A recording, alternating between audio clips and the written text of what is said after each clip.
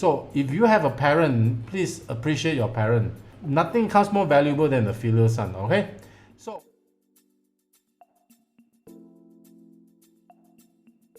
number one is to pay off debts. Number two, your parents' living expenses. How to calculate your parents' living expenses?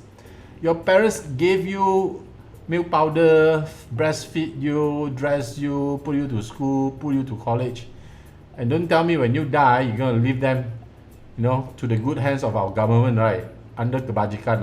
It doesn't work. Malaysia has no basically welfare for old people. God lah, but you do not want to send them to the kebajikan. Okay, it's terrible. So what you want to do is that let your parents live with dignity, right? You love them. You want them to live with dignity. So you must leave some money behind just in case you die before them. And that happens. That happens to my own cousin. He died at 23 years old. His parents is 70. What happened then? So you have to take care of your parents. Now, so how do I calculate this? If you do have a living parent, if you do have one or two, if you have two, God bless you, you're so blessed. If you have one left, good, you still have one. Like me, I still have my mother. So I take care of my mother, right? So, that day, just something sideline.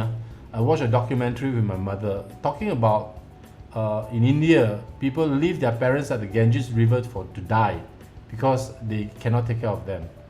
When my mother saw that, my mother cried. My mother said, how lucky is she that she's living with her son and with 4 grandchildren and a very good daughter-in-law taking care of her. So if you have a parent, please appreciate your parent. Nothing comes nothing comes more valuable than the filial son, okay?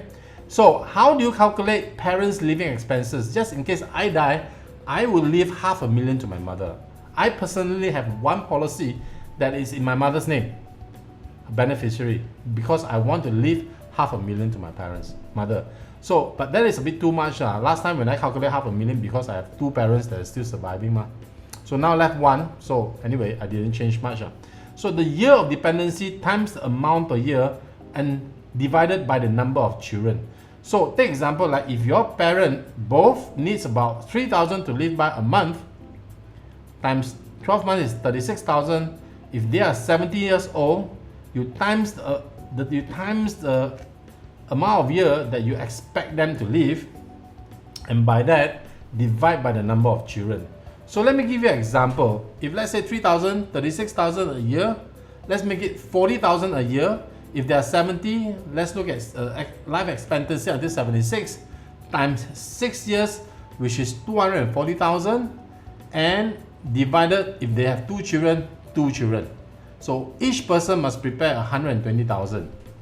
But let me just give you that is an ideal that you can divide among all the children. But sometimes you have a sibling that don't really work that don't really contribute to the family. Right now, everybody has one, right? I cannot say I have one, but I think a lot of us has one.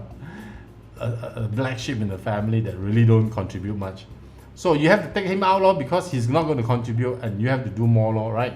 So the numbers of years of surviving for our parents, it is crucial. Why? It depends. The average life expectancy of an old person now is about 76 to 80. My father lived until 74. Good for him. He has been overweight the whole life. I'm overweight my whole life. But yet again, he lives quite close to life expectancy, So he lives a happy life anyway. Your in-laws, you must think of your in-laws as well.